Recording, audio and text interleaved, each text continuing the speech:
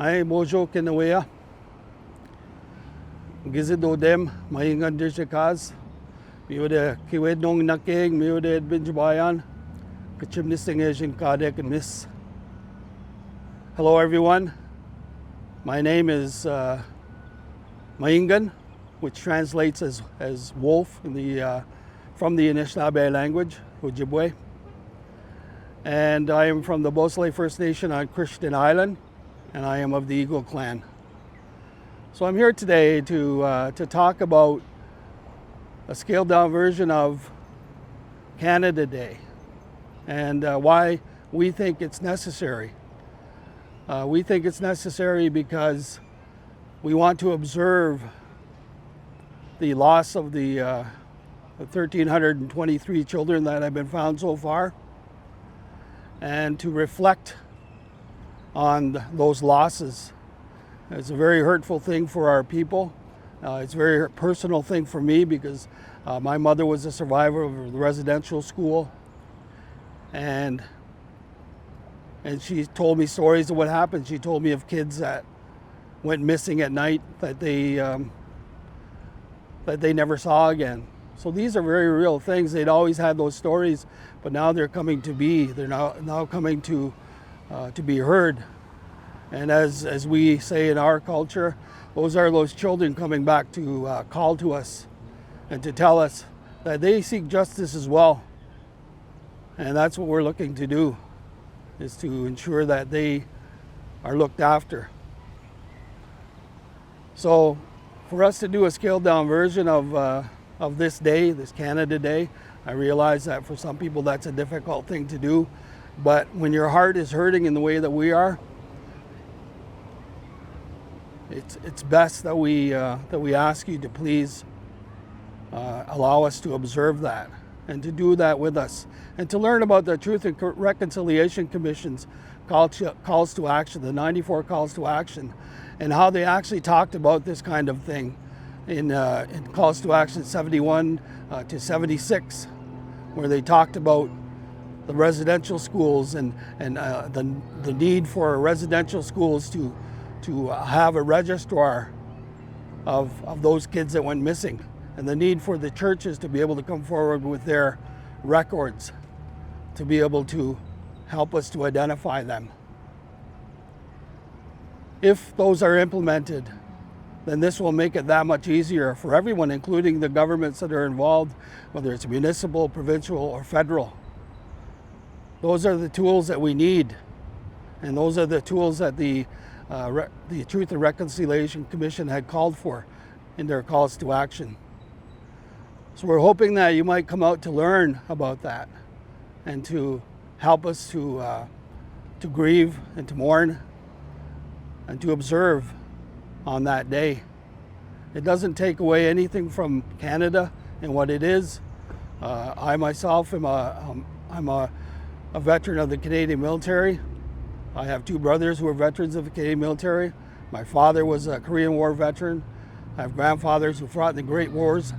And I also have ancestors who fought in the War of 1812. So they fought for what became Canada. So we're asking you to please consider this day and to ask your politicians to implement the 94 calls to action. To date, there have only been 8 of those that have started to be implemented since 2015. And we need them to move on a much greater path than they have been to this point. That's all we're asking you to do. We fought for you, and we're hoping that you would fight for us. That's all I have to say. Thank you very much. I'm Mayor Jeff Lehman. I want to thank Elder Jeff Monague for his words and for explaining to us the significance of doing a much different Canada Day this year in the city of Barrie.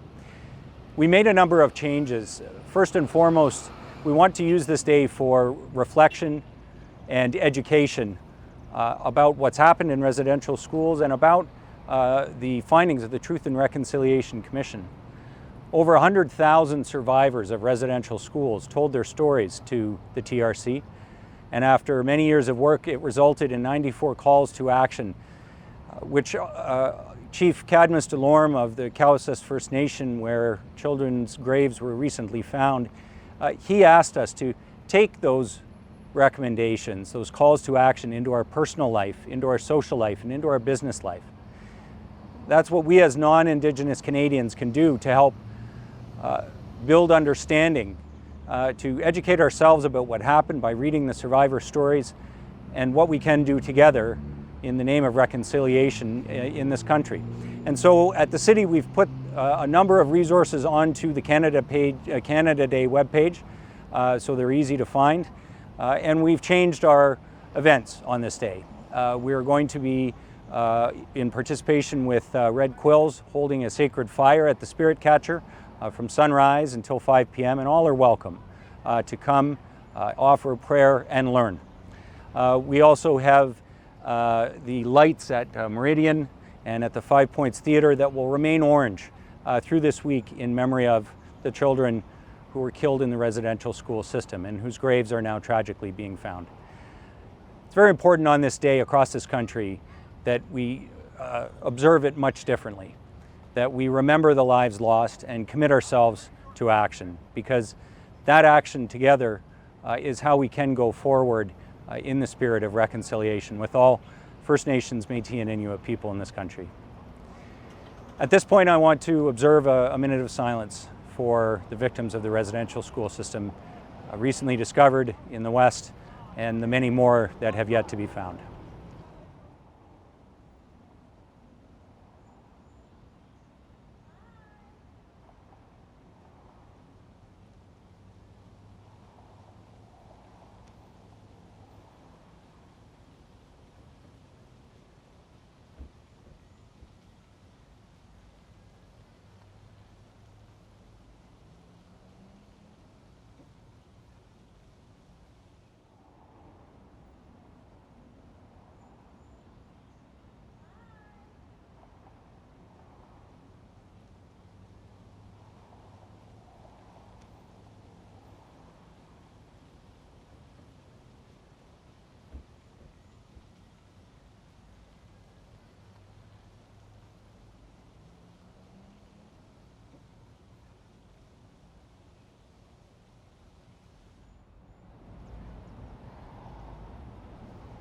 Thank you very much, everyone. Thanks for watching.